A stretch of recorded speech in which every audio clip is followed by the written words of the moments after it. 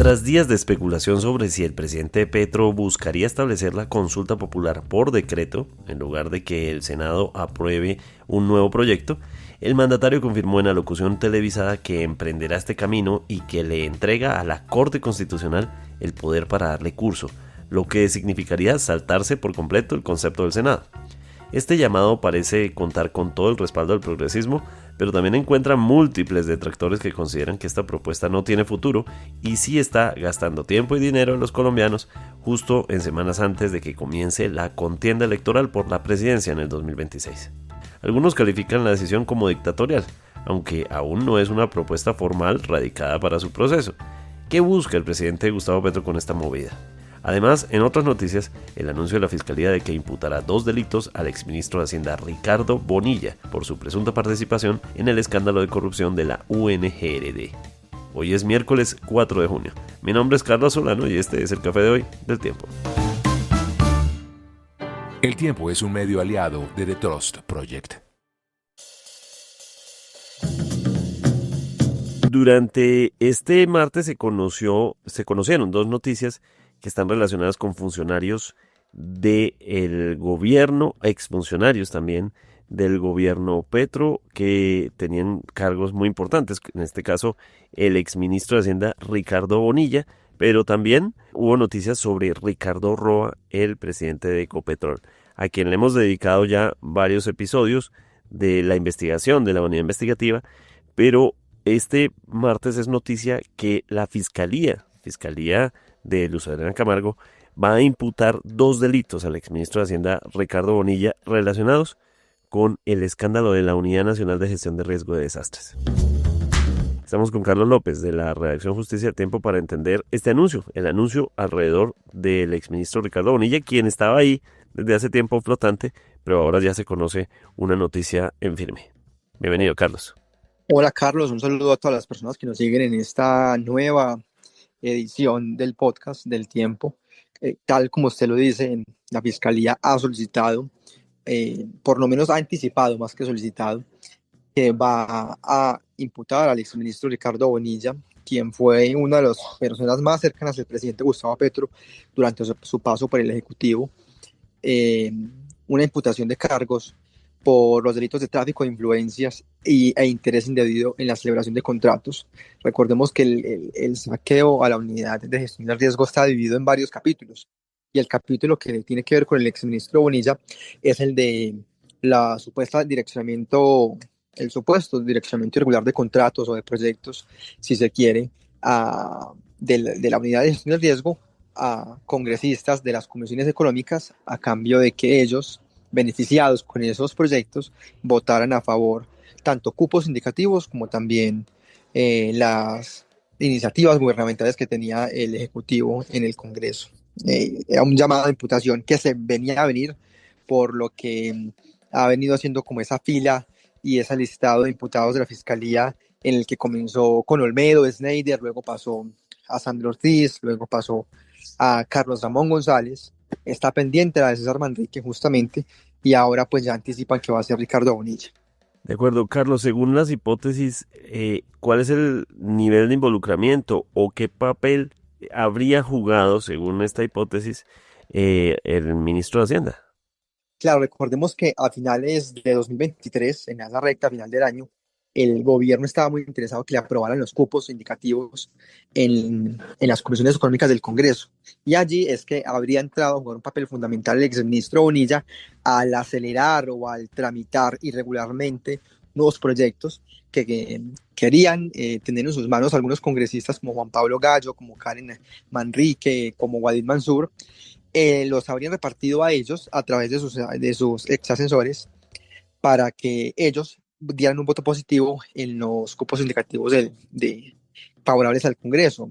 Entonces se habla por eso de un interés indebido, porque él se habría interesado en que esos contratos se repartieran de manera irregular, y se habla de un tráfico de influencias porque pues claramente él habría utilizado su figura como ministro para aterrizar lo que hablaba con el ministro Luis Fernando Velasco y otros altos dignatarios del Estado, aterrizarlo en su despacho a través de su equipo, y así poder estar al pendiente de que esos contratos prometidos a los congresistas llegaran a manos de ellos a través de la Unidad de Gestión de Riesgo, a través de Olmedo López y a través de Snyder Pinilla. Entonces él fue como una pieza clave en esa repartija, si se quiere, de contratos a cambio de beneficios en el legislativo.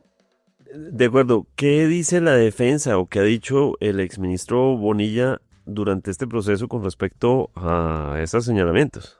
Claro, recordemos que desde hace mucho tiempo los que primero levantaron la mano para delatar a sus supuestos socios, que son Olmedo López y Snyder Pinilla, fueron los que empezaron a hablar de Ricardo Bonilla, del exministro Velasco también, de una cantidad de gente, y desde ese momento empezaron a salir o a rodar cabezas en el gobierno por cuenta de las menciones que se les hacía. Fue así como el exministro Bonilla salió a finales del año pasado, en diciembre, por petición de la fiscalía del presidente Petro de su cargo.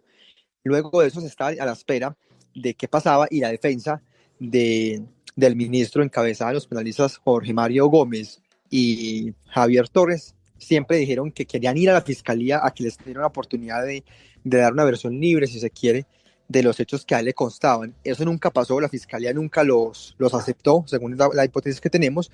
Y ahora la defensa, el abogado Jorge Mario Gómez, nos dijo que ellos van a seguir, digamos, pendientes, respondiendo ante la justicia de manera presencial en las audiencias a las que se les cite, y confían en la inocencia de su cliente, y así lo van a demostrar en la imputación y presuntamente también un llamado a juicio que haga la fiscalía en este caso.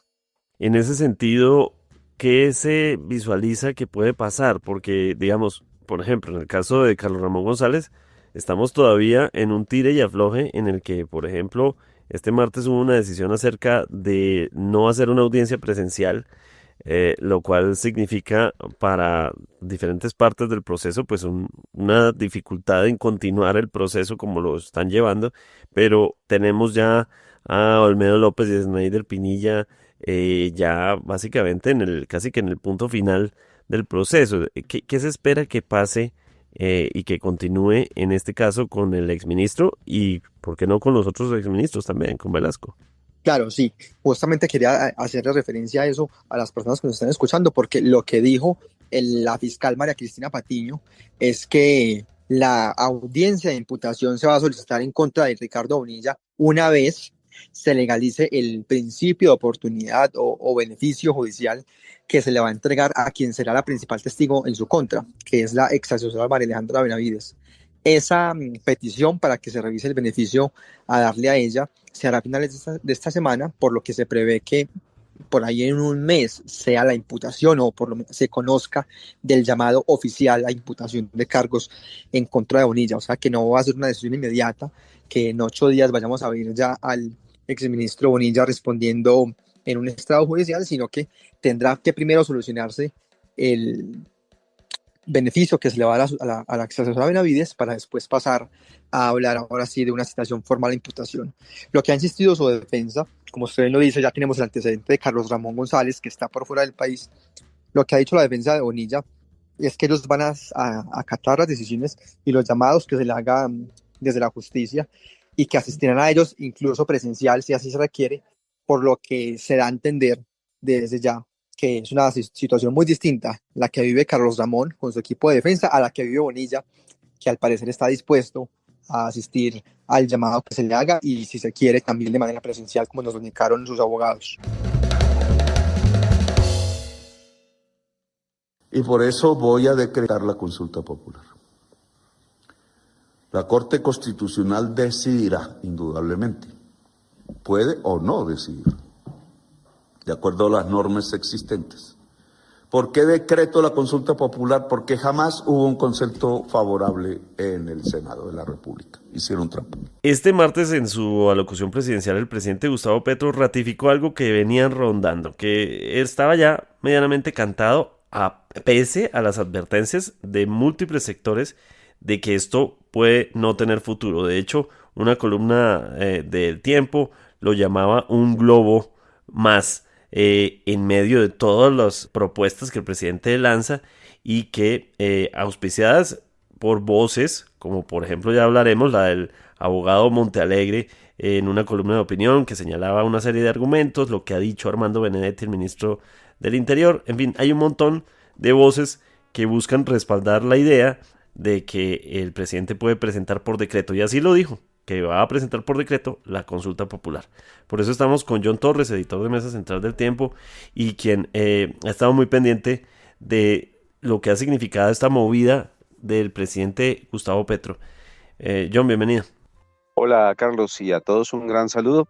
Pues evidentemente el convulsionado ambiente político colombiano se sacudió una vez más por la declaración del presidente Gustavo Petro en una locución presidencial, según la cual va a llamar a las urnas para una consulta popular sobre la reforma laboral vía decreto. Esto desconociendo la decisión que ya tomó la plenaria del Senado el pasado 14 de mayo, en la que negó la convocatoria, y además desconociendo el presidente que la reforma popular está viva, está avanzando en el Senado, y además que tiene una segunda convocatoria popular que presentó después, que tuvo líos jurídicos que luego corrigieron y sobre la que hoy no dijo mayor cosa. Pero lo que ha hecho el presidente es que va a convocar vía decreto a los colombianos. No lo ha hecho todavía, Carlos, esto sigue siendo un anuncio. O sea, en estricto sentido, salvo el hecho importante de que hubo una alocución presidencial y se supone que las alocuciones presidenciales son para anunciar hechos concretos, pues no se ha producido como tal el decreto. Esto sigue siendo todavía un hecho incierto, pero el presidente ratifica hoy que su intención es convocar a la consulta popular vía decreto, a la primera consulta popular, esa que ya se murió una vez porque el Senado le dijo que no. Y está diciendo que pues va a hacerlo a pesar de que hubo una decisión del Senado y de que muchos sectores, como usted lo mencionaba bien, dicen que no es posible que el gobierno desconozca la decisión del Senado, mucho menos automáticamente, porque normalmente, claro que todo el mundo tiene el derecho al pataleo, y usted puede decir que una actuación de cualquier autoridad en Colombia, usted no está de acuerdo y la puede demandar, pero tiene que demandarla. En este caso el gobierno dice, no, esto a mí me parece que no cumplió con las normas, entonces yo por derecha tomo una determinación. Eso no funciona en un Estado de Derecho, hay que demandar ante la autoridad judicial, en este caso el Consejo de Estado. Eso no está pasando, no se ha producido, y pues estamos viendo en este momento una reacción muy fuerte porque ya hay muchas personas que dicen que de concretarse esto, pues estaríamos ante un pequeño golpe de Estado que desconoce la separación de poderes y lo que dice la Carta Política. Hablando de la separación de poderes, el presidente en su anuncio dice que le entrega esa posta a la Corte Constitucional para que la Corte Constitucional lo decida. El presidente en otros episodios, en otros momentos durante este gobierno, ha tenido choques con las cortes, entre ellas la Corte Constitucional. Pero ahora pareciera que después de haber puesto a un magistrado, pareciera que viera a la Corte como proclive a darle el sí. Yo creo, Carlos, que esas lecturas no son correctas. La Corte Constitucional tiene, como siempre, cada 8 años, dos magistrados que son del gobierno, no necesariamente de turno, porque hay gobiernos que no alcanzan a elegir magistrados. Eso le pasó al gobierno del presidente Duque, por ejemplo, no puso magistrados en la Corte Constitucional. Los dos que había eran del presidente Santos. Dura 8 años un periodo de un magistrado. Y en este momento el presidente ya ha puesto a esos dos magistrados que le tocaban cada 8 años al gobierno de turno. Se trata de Vladimir Fernández y también del exabogado del presidente Gustavo Petro ante el Consejo Nacional Electoral, pero el abogado Carvajal. Pero claramente lo que está pasando no necesariamente implica que esos delegados del gobierno hoy sean mayoría en la Corte Constitucional. A mí particularmente no me parece que hasta ahora ninguna decisión así lo haya denotado, no creo. ¿Y por qué dice el presidente que está en manos de la Corte Constitucional? Porque hay un artículo, el 241 de la Carta Política, que dice que el análisis de la forma y del fondo de todos los mecanismos de participación popular le corresponde a la Corte Constitucional. Y por eso hablan de la Corte Constitucional. A mí me parece de todos modos que aquí también hay como una jugadita. ¿Por qué? Porque si el gobierno expide un decreto convocando a la consulta, también hay sectores y hay juristas que dicen, ojo, que el Consejo de Estado tendría que tumbar esto. Y resulta que en materia de las consultas populares, que son uno de los mecanismos de participación popular, las normas no son claras, pero lo que sí se dice allí es que el control de la Corte Constitucional es posterior a la realización de la consulta. Puede ser que el gobierno esté jugando y pensando que la Corte Constitucional no se puede pronunciar antes de que haya una consulta popular, pero pues esto sería un escenario muy enrevesado. Muchos juristas, acabamos de hablar con varios de ellos, ex magistrados de la Corte Constitucional, dicen a través de una tutela o a través de una demanda, seguramente la Corte Constitucional podría activar el control e incluso frenar con una medida cautelar el avance de esa idea de consulta mientras se decide de fondo. Así que esto es un camino jurídico en el que el gobierno se mete en un enredo y una cosa todavía más llamativa, no sabemos qué va a pasar con esa segunda consulta que el gobierno radicó. Si la piensa retirar, no tenemos mucha idea porque el gobierno está jugando a muchas bandas y además también aquí hay una situación política muy importante. La reforma laboral que está avanzando en el Congreso fue propuesta por el gobierno, ha sido cambiada y mejorada para muchos sectores en el Senado de la República, pero ahora pareciera que el gobierno y también las fuerzas del gobierno están boicoteando la reforma laboral, la que puede cambiar más rápidamente la situación de muchos trabajadores colombianos. Esto es, Carlos, un contrasentido si realmente lo que usted busca con una consulta popular es mejorar la situación de los trabajadores colombianos.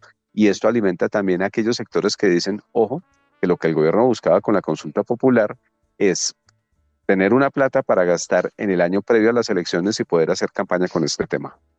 Pero de todos modos, como usted lo plantea, es como si hubiese una reforma laboral en curso y que si saliera la consulta popular, sea la primera o sea la segunda, de todos modos está preguntando algo que va a ratificar lo que probablemente salga aprobado y no y probablemente cumpla los tiempos que mucha gente temía que no podía cumplir la reforma laboral su paso por el Senado.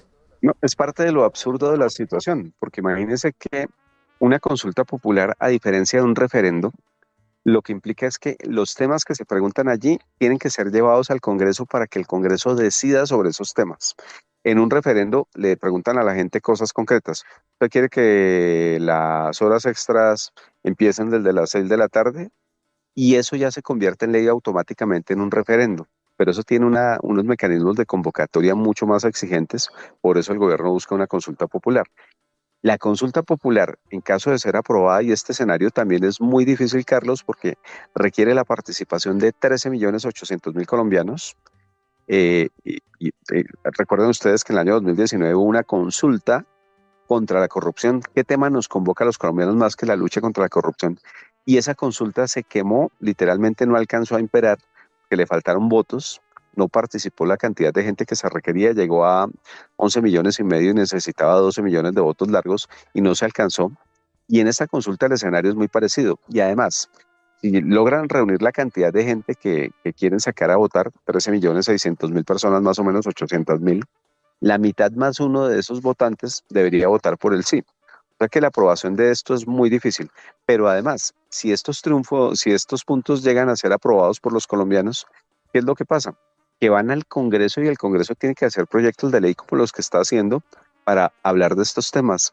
El demasiado enrevesado el camino, podríamos tardarnos 2 años antes de que se vea un proyecto de ley sobre este tema.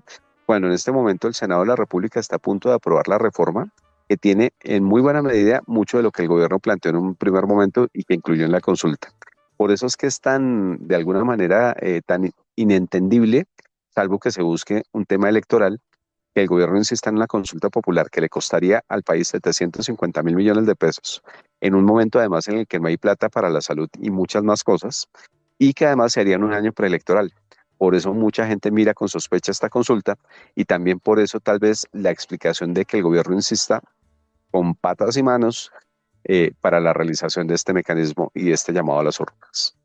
John, devolviéndonos a lo que sería la primera fase para llegar a todos esos pasos que estamos hablando, uno de esos es que el argumento del presidente, que es el mismo que ha dicho, por ejemplo, en la columna el exfiscal Montealegre, que eran los mismos que sostenía Armando Benedetti, era que vicios claros de la votación y de la forma en que se realizó la votación de la consulta popular harían que esto se ganara como cuando los equipos ganan por escritorio en los torneos de fútbol, ¿no? Como porque el árbitro no pitó a tiempo, porque estaban fuera de lugar, lo revisó el VAR.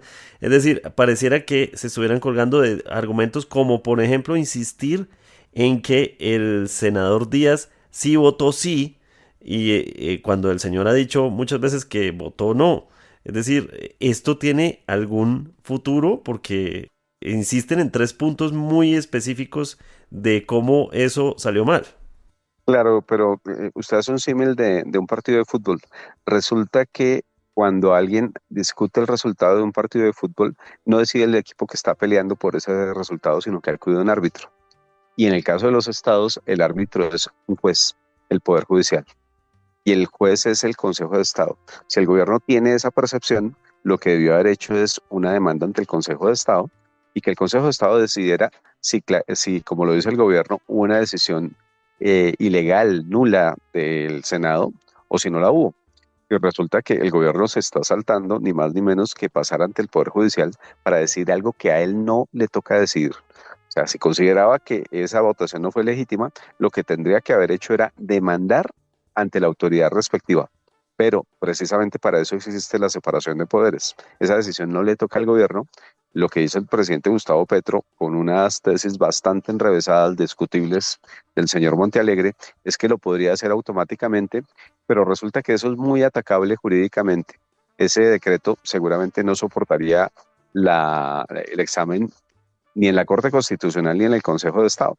Pero el gobierno lo está jugando a todas las formas de lucha y no sabemos realmente si le está apuntando a que haya cambios laborales que benefician a los trabajadores o si finalmente para el gobierno lo importante es sacar a la gente a votar con 750.000 millones de pesos para gastar que no tenemos.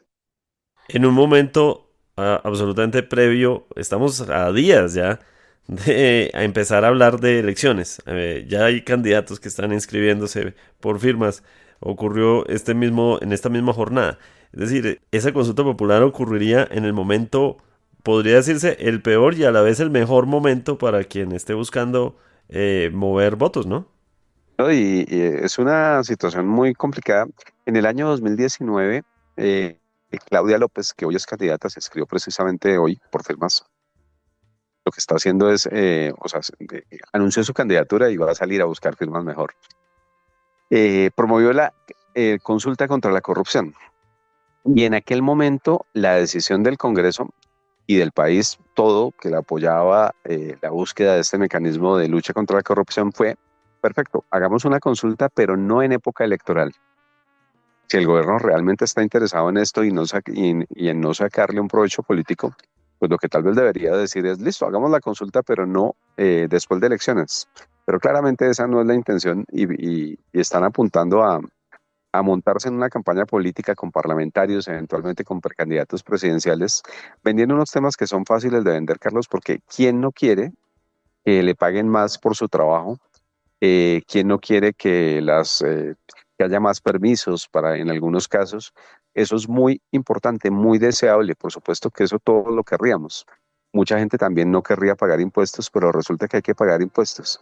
Esas propuestas que se venden también terminan siendo populistas porque no miden el real alcance sobre el empleo formal, sobre muchos otros temas que han venido siendo advertidos por expertos que señalan que hacer esto de sopetón mal hecho, populistamente, pues puede terminar afectando muchísimo la economía del país y paradójicamente la posibilidad de que muchos colombianos tengan un empleo formal.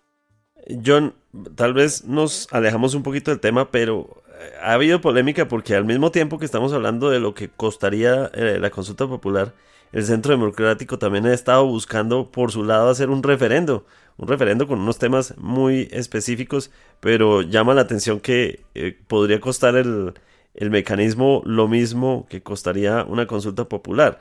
¿Hay plata para tanta cosa? No, no, claramente esas no son iniciativas que deberían tener el apoyo de las mayorías en el Congreso.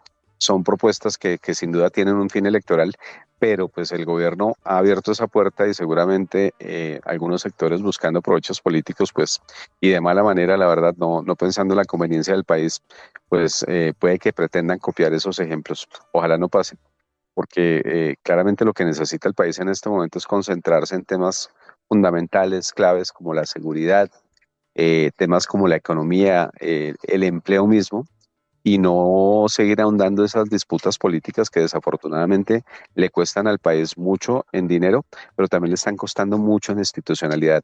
Lo que estamos viendo hoy es que el Poder Ejecutivo pretende saltarse una vía que está claramente establecida en la Constitución.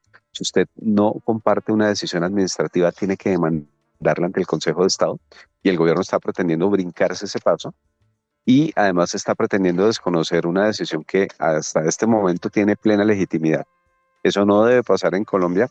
El gobierno debería evaluar mucho mejor las implicaciones de esto.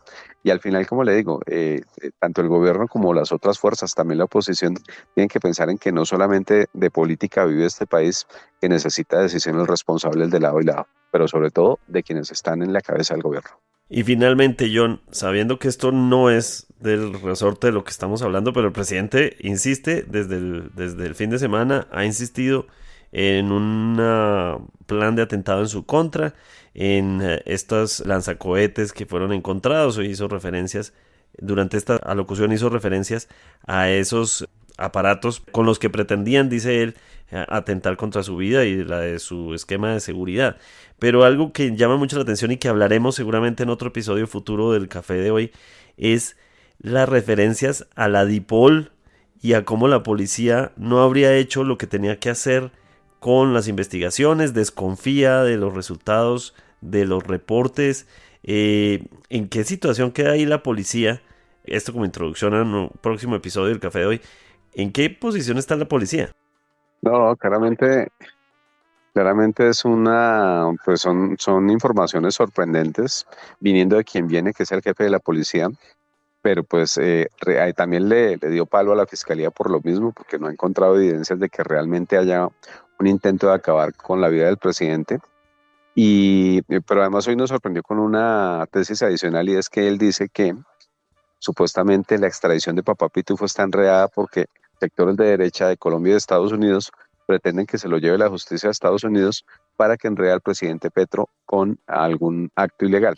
Hay que recordar que Papá Pitufo le dio 500 millones de pesos al menos a la campaña del presidente Petro. Ellos dicen que lo devolvieron, pero ese episodio aún no está muy claro. Hay gente como asesores cercanos, como el señor Vendrell, Xavier Vendrell, que recibieron ese dinero. El mismo Armando Benedetti ha sido señalado por Augusto Rodríguez, un hombre muy cercano al presidente Petro, de ser de alguna manera una ficha que permitió esa infiltración, y ese es un episodio que no está aclarado. Hoy lo que dice el presidente es: ojo, que quieren enviar a Papá Pitufo no a Colombia sino a Estados Unidos para enredarme con un proceso judicial. Pero esta es un capítulo más del supuesto plan que hay contra el presidente Gustavo Petro. Y de hecho, pues está diciendo que incluso el hecho de convocar por decreto la consulta popular va a aumentar los intentos de atacarlo y de acabar con su vida. Habrá que ver. Claramente el presidente tiene todo el derecho, y el país necesita que se haga claridad sobre esto, que se tomen todas las medidas de protección, pero también se necesita que estas informaciones sean verificadas por las autoridades, y hasta ahora lo que han hecho las autoridades es decir, después de las verificaciones, pues no hemos encontrado esas pruebas concretas. El presidente tiene otra versión y habrá que ver en qué termina esto.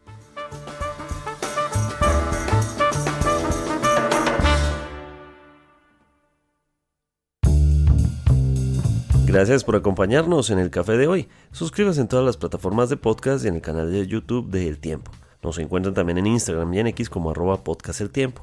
Además, si quieres recibir a través de WhatsApp la notificación de cada nuevo episodio, sigue el enlace que se encuentra en la descripción o envíenos un mensaje con la palabra suscripción al teléfono 320-353-27 y haga parte de la comunidad de El Café de hoy. Este episodio fue producido por Pedro Sánchez. Mi nombre es Carlos Solano. Podcast El Tiempo.